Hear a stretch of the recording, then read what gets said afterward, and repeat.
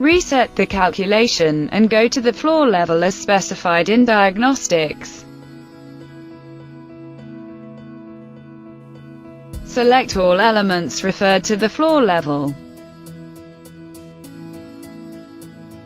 Filter all structural elements in selection and uncheck the Link to Floor option.